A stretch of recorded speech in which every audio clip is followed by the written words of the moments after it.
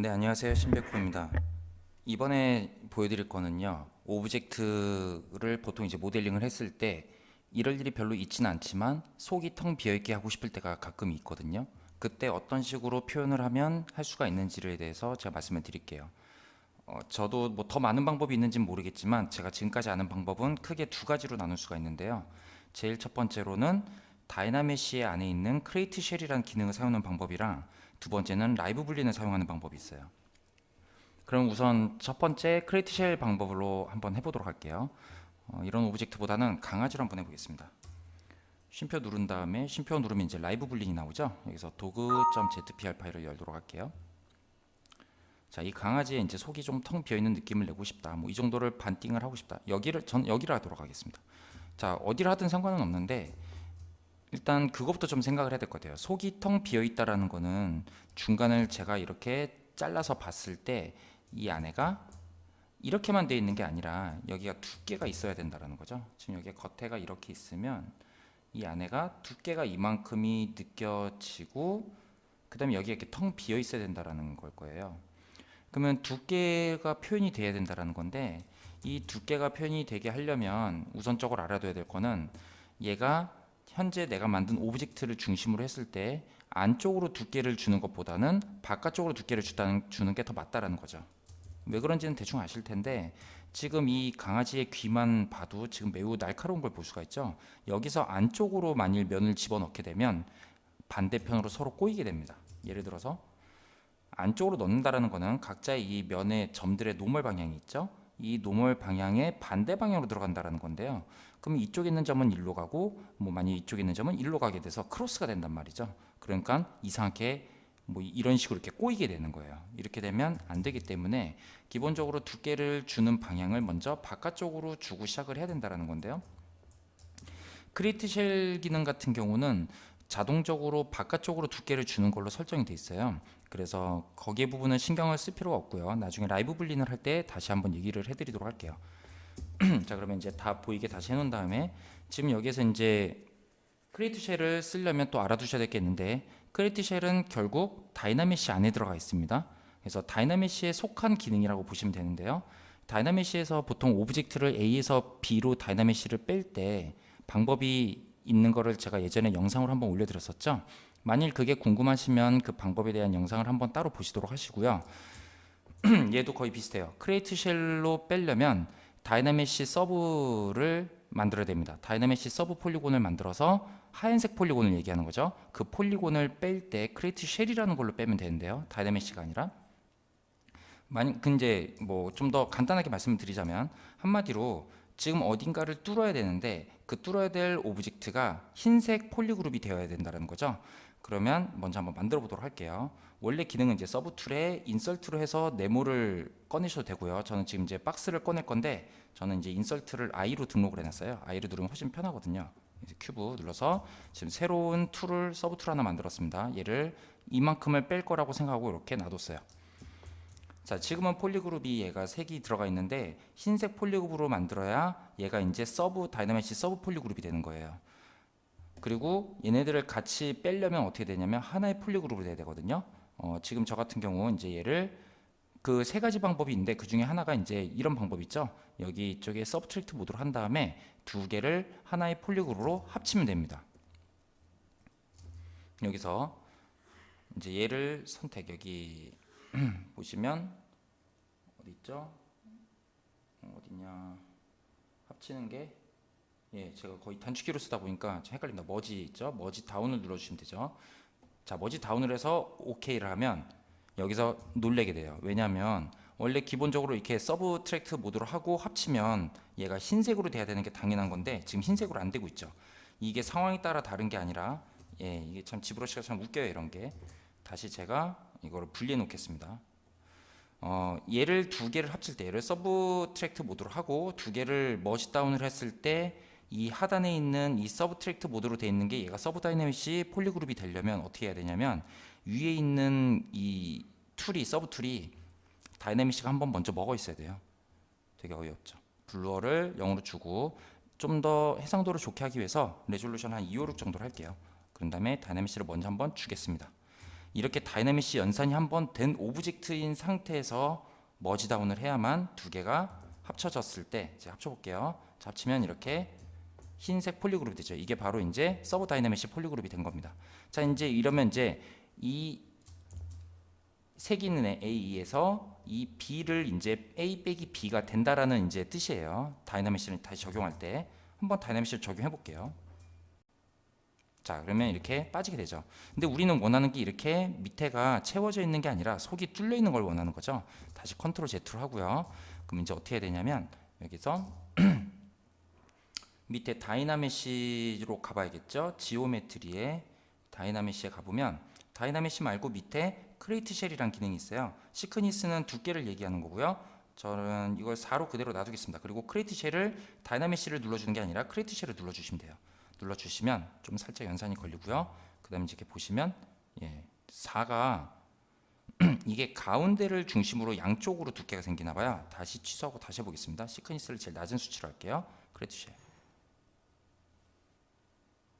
네, 뭐야 이거? 깜짝 놀랐죠? 저도 진짜 깜짝 놀랐네요. 이 다이나믹시 이거 크레이트 쉘로 하게 되면 약간 좀 불안정하더라고요. 보니까 일단 뭐가 불안정하냐면 이렇게 폴리그룹이 엉망이 됩니다. 왜 그런지는 저도 잘 모르겠어요. 단순한 거를 할 때는 안쪽만 이렇게 되거든요. 안쪽만 이렇게 좀 이상하게 되는데 지금 얘는 너무 이게 붙어 있다 보니까 그렇게 된 것 같아요. 그래서 이걸로도 이렇게 간단하게 뽑아줄 수는 있지만 그닥 추천한 방법은 아닙니다. 되긴 되죠. 근데 얘로 하면 또 안 좋은 점이 또 있어요. 이 크레이트 쉘로 하게 되면 다시 여기 또 볼까요? 자, 일단 다이나메시를 원래 이 정도까지는 아닌데 제가 다시 한번 해보도록 하겠습니다. 전으로 다시 돌릴게요. 다시 전으로 돌리고 이런 게 또 실수되는 것들을 편집하지 않고 그냥 바로바로 한 번에 다 보는 게 더 좋은 것 같기도 해요. 자, 여기서 다시 한번 I 눌러서 크레이트 쉘이 아니라 큐브 만든 다음에 얘를 밑으로 이렇게 내렸습니다. 내리고 난 다음에 얘는 이미 다이나믹시가 먹은 상태니까 여기서 이쪽 서브트랙트만 하고 합치면 되겠죠. 자, 이렇게 합친 상태에서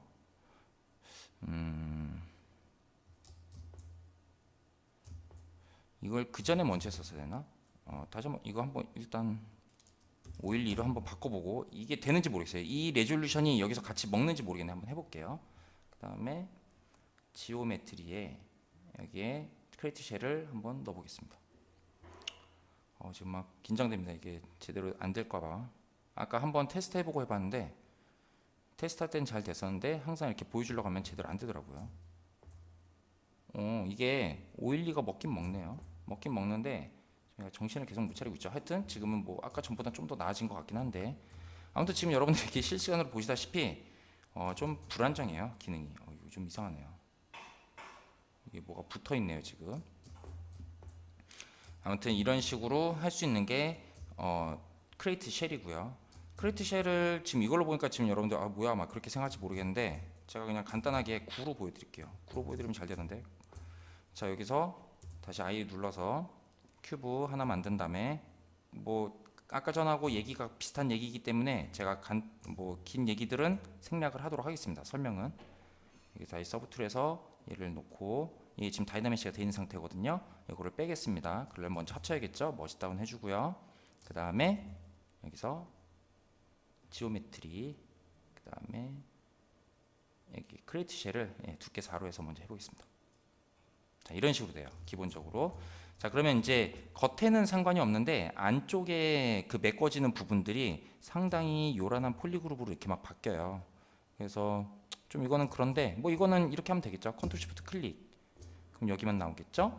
다시 뒤집기. 그 다음에 여기 보라색 클릭. 그럼 여기만 남죠.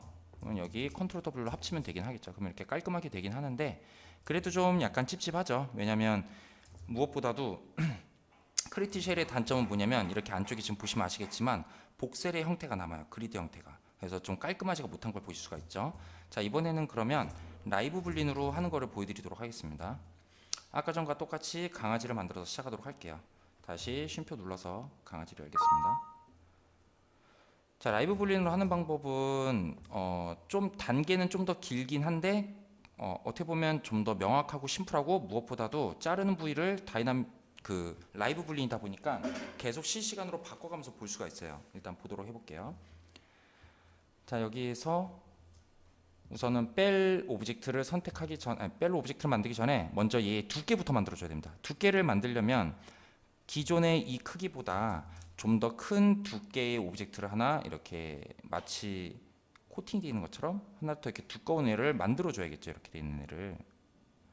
얘를 만들어주려면, 그러니까 원리는 그거예요. 라이브 불린으로 하는 거는 얘보다 좀 더 그 전체적으로 부풀어 있는 오브젝트가 A, 그 다음에 지금 현재 있는 상태가 B를 빼면 되는 거죠. 그러면 소개가 텅 비어 있게 되는 거죠. 이렇게 소개가 텅 비어 있게 되는 거고, 여기서 이렇게 네모 같은 걸로 이렇게 한 번 더 빼면 여기 이제 단면이 보이게 되는 거예요. 자, 그러면 얘가 지금 기본 오리지널이고요. 얘를 오리지널로 할까요? 도구 오리지널. 자, 그 다음에 하나를 더 복사하겠습니다. 복사하는 거는 이 두플리케이트 누르시면 되고요. 자, 그 다음에 이 위에 있는 게 이제 좀 더 두꺼워야 되기 때문에 얘는 도구 뭐라고 할까요? 보더라고 할까요? 아웃라인이라고 하죠. 아웃라인. 자, 그러면 아웃라인이 있고 오리지널이 있습니다. 오리지널 이름은 이대로 놔주고요. 이 아웃라인 같은 경우 이제 부풀어야 되니까 인플레이트 어딘지 아시죠? 디포메이션에 있습니다. 디포메이션에 이쪽에 인플레이트 여기 있죠? 인플레이트를 이렇게 좀 키워주세요. 자, 그리고 난 다음에 자, 그럼 이거를 인플레이트 줄 때 또 한번 컨트롤 Z에서 다시 보여드릴게요. 인플레이트 줄 때 좀 주의하셔야 될 게 뭐냐면 얼만큼 내가 두께가 된지를 지금 눈으로 볼 수가 없잖아요. 그냥 하면. 그래서 여기에 트랜스페어런시를 켜주시면 좋습니다. 얘를 켜주고 난 다음에 그 다음에 인플레이트를 주시는 거죠. 그렇게 되면 어떻게 되냐면 지금 안 보이죠? 제가 왜냐면 이게 꺼져 있기 때문에. 자, 여기서 다시 폴리프레임으로 보면 좀 더 잘 보여요. 자, 여기 인플레이트 한번 줘볼게요. 자, 그러면 이렇게 어느 정도의 두께가 들어갈지가 여기 보이죠. 이렇게 여기 이만큼의 두께가 들어간다고 지금 보이는 거예요. 네, 이렇게 했습니다. 그러면 안쪽에 조그만 거, 바깥쪽에 이만큼 두께가 있는 거, 그러면 이 두께 있는 거에서 이 안에 있는 오리지널을 이제 뺄 거예요. 빼려면 이걸 눌러주시면 되죠. 그 다음에 이제 인설트를 하나 눌러서 전 I로 등록을 했습니다. I를 눌러서 여기 아까 전처럼 또 밑에 큐브를 이렇게 뺄 애를 놔둡니다. 자, 여기서 지금 보면 여기 약간 모자르죠. 그럼 Y축 빼고 나머지 축을 전체적으로 키워주려면 그냥 Y축으로 키우면 이렇게 되잖아요. 얘를 키우는 도중에 Alt를 누르면 Y를 뺀 나머지 축을 키워준다는 거 상당히 좋습니다. 그 다음에 얘도 이렇게 빼주시는 거예요. 근데 뭐 변화가 없잖아. 뭐 이렇게 생각할지 모르겠지만 라이브 불린을 켜줘야만 이게 작동을 합니다. 라이브 불린을 킬 때 주의할 점 뭐냐면 그 폴리프레임 상태에서는 결과물이 안 보여요. 그렇기 때문에 Shift F 눌러서 폴리프레임을 꺼주시고요. 트랜스페어런시도 끄겠습니다. 그 다음에 라이브 불린 눌러줄게요. 자, 그러면 이렇게 깔끔하게 되는 걸 보실 수가 있죠. 엄청 깔끔합니다. 그래서 제가 봤을 때는 라이브 불린으로 하는 게 제일 좋은 것 같긴 해요. 네, 그렇게 하시면 되고요. 만약 이제 이 라이브 불린으로 만든 거를 이걸 이제 최종 결과값으로 하고 싶은데 라고 생각하면 이게 지금 최종 결과값으로 안 돼 있잖아요. 그럼 이거를 어떻게 해야 되냐면 이 상태를 저기 라이브 불린에 가셔서 라이브 불린 어딨냐? 예, 제가 예, 자주 쓰는 기능이 아니기 때문에 좀 잠깐 헷갈려도 여기 불린 쪽에 여기 불린에 가보시면 메이크 불린 메시 있습니다. 얘를 눌러주면 현재 상태는 그대로 하나 놔두고 결과값을 이렇게 따로 뽑아줘요.